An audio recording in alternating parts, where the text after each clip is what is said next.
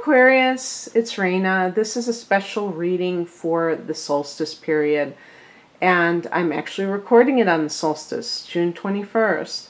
And it's kind of like we're at the halfway mark, so let's look at where we've been, where we're going, and stuff along those lines. I'm going to be using a lot of oracle cards. This is actually a condensed reading that I got online. I'm using 4 oracle cards and 1 tarot card, and I will tell you the names of the oracle cards when I get to them. Right now I'm just shuffling.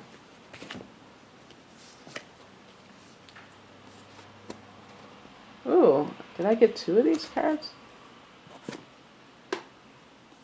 Oh, I guess it's just 1. I never got that one before because I haven't really worked with these, so that's nice that I got a different card, because I've been getting a lot of, ooh, here's another one that's I never got before. I've been getting a lot of the same ones over and over again, so nice to get a little bit of a change.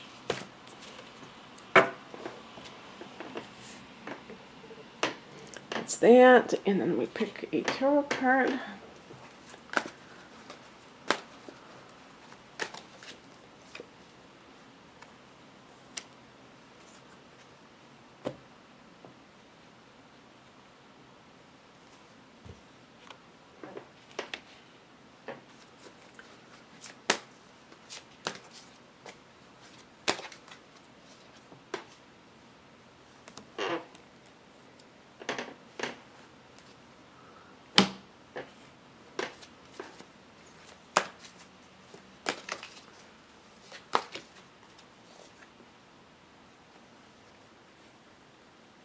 Perfect.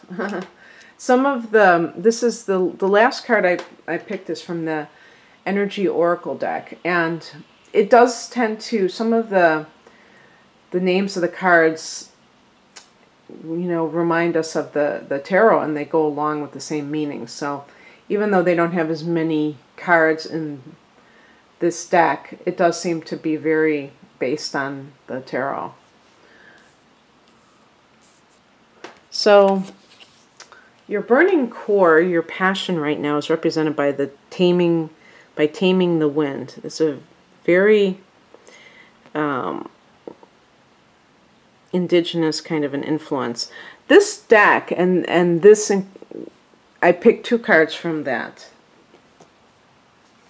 is the Mystical Shaman Oracle deck. It's a deck that was sent to me for free by Hay House.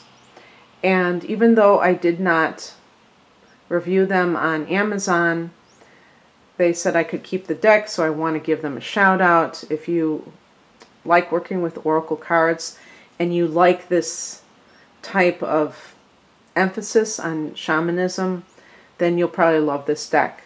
Very good card stock, and also beautiful illustrations, borderless cards, which are, they have a nice effect. So the first one, Taming the Wind, let me see what number that is. 85, okay. This is kind of your passion at the moment, what you might be focused on.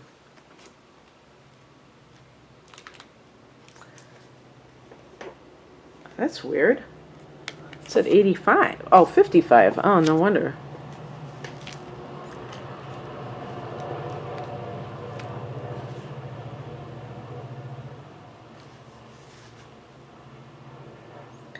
Here the feather, a symbol that is used in clearing ceremonies for smudging, reminds you of the sacred commitment you make to your life.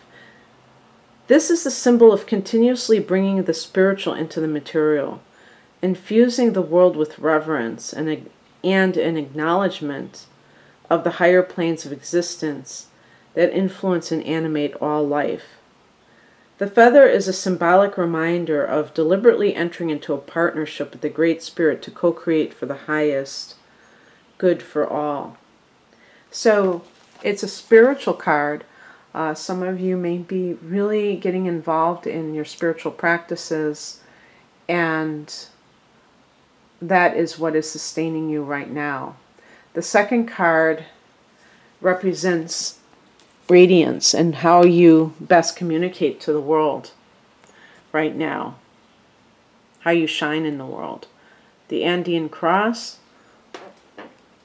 also very cool. So I take it that this deck is, yeah, this is probably like South American. I'm thinking. I thought it was North American until I saw that.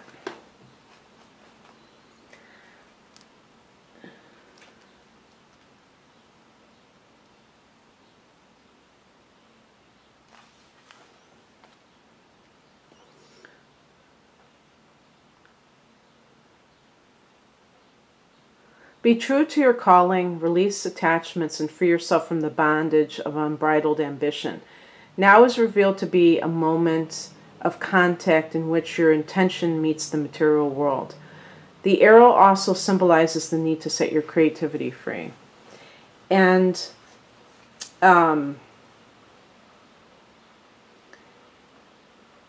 this is going to be true for you helping other people. By you being creative, you set the tone for other people around you to be creative. For you to be authentic, you do the same for others. And usually Aquarians are very good at being themselves, being unique. They tend not to shy away from that. But maybe if you're artistic and you just are so bogged down in the side of the Aquarian that is the scientist or the intellectual, the part of you that is artistic needs to be freed, and therefore that you can communicate best through your art to share who you are and inspire others, especially at this time. Okay. So this is from the Keepers of the Light Oracle deck. Lady Portia, Divine Order, do what you feel is right. An important lesson is unfolding.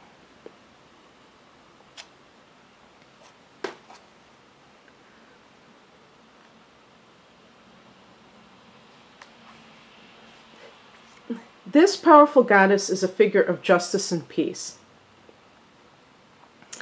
She brings order and opportunity to every experience. As a lord of karma, she also regulates the law of cause and effect. She helps us recognize the impact of our judgments, choices, and actions on ourselves and the world. She is the twin flame of Saint Germain, so is strongly connected to the violet flame energy. Together, these twin flames can work as overseers of legal situations. Justice is an energy that's about honoring everyone involved rather than punishing bad behavior. Lady Portia helps us to do what is right morally and spiritually for our soul's growth. And I didn't say this, but this position is, the lesson for you to learn on this solstice. Right now, a call for justice is being brought into your space. Even if this means that you will, quote, lose out, there is really no loss in the highest state of truth. Act from the heart, see the other person's point of view, and surrender your pride so that you are coming from a loving space. If you've made choices that weren't for the highest good, admit it. Through this honesty, you're releasing any karmic bonds or anchors of fear from your energy. Take the time to learn from this situation. And if you are involved in any legal issues, know that Lady Portia and the angels of justice are gathering around to honor everyone involved. And the final position is what to do more of in the future. The World. And the reason that I kind of chuckled is because, and I was thinking of the tarot version of the World, is that it's endings, and you have in July, the end of July, like the 27th or so, you have a lunar eclipse in your sign. So that couldn't be more perfect. And this is supposed to be like for your future what to do. So that might be about tying up loose ends. I think for Aquarius, July is a month of endings because you also have not only that eclipse in your sign, but the month itself is a 9 universal month, which is associated with tying up loose ends.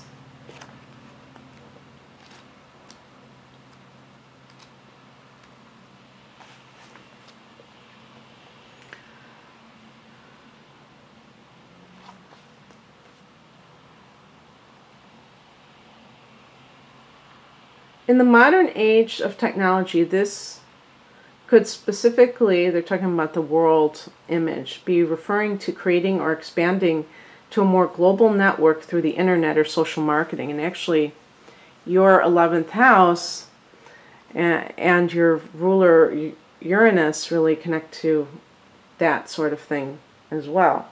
Drawing this card also lets you know that you have unlimited resources available to you, and now is the time to think big. As they say, the world is your oyster, so get ready to gobble it up. This is supposed to be a card of expanding your vision, so I should have mentioned that as well, because with any kind of like a lunar eclipse, we're talking about a very powerful full moon. And full moons can be periods of expansion in the sense that the moon is what? Full. And there is great potential for manifestation. Ask any witch. I mean, I'm not a witch, so don't ask me, but somebody who's really into paganism might say that this is, you know, even the kind of the cliche about, you know, the witch on the full moon, you know, doing her spells or what have you. That kind of thing about kind of like manifesting things is because there is fertility associated with the moon.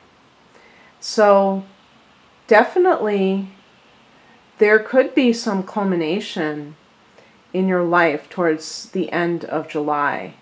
And sometimes the eclipse energy is felt before. So even earlier in July or late June, you might start to feel the shift and start to reap the benefits from it. But definitely at the actual time of the eclipse, when the moon is full, that could be a time when you see the benefits of your hard work. You're also having, this is another important thing, is that in late June, so as I record this, it's probably like 6 days from now or so, Mars is retrograding in your sign. So something that you have done to promote yourself has to change. Maybe you are changing you're creating a different strategy for yourself. And so these things are very interesting, that you have Mars retrograding in your sign, and then you have a lunar eclipse in your sign a month later. So a lot of review over your actions, over, you know, maybe your ambitions, what it is that you feel called to do, that will be under review for you. Oh my goodness. Guess what I forgot to talk about? This card. Well, that's fine. It doesn't matter. This is Ancient Light. This is What to Leave Behind. And this is represented by the Emperor card. Now, this card connects to Aries. So there might be an Aries person that you need to stop being in contact with so much for whatever reason. It would have to be something negative, obviously. But I always associate it with Capricorn, and that, so if that rings a bell, that could also be the case. But the attributes that the Emperor has that you might want to look at in your own life is the tendency to be rigid in your beliefs. And certainly because you're a fixed sign, this may be true. That's one of the quirks about Aquarius, is that it's associated with being so tolerant of people from different walks of life, from different cultures. But it's a fixed sign at the end of the day. So it tends to be very rigid about what its beliefs are. And so there's a need for flexibility. In the Tao, it says the branch that bends in the storm doesn't break. The one that's rigid is going to snap, obviously. It's going to break because it's not, it doesn't, you know, adapt to the changing atmosphere. And so sometimes you have to do that in life, and also to be able to see things in multiple ways, not just the way that you see things, as broad-minded as you are. Okay, Aquarius, that's what I have for you. I wish you a wonderful solstice. Take care. Bye.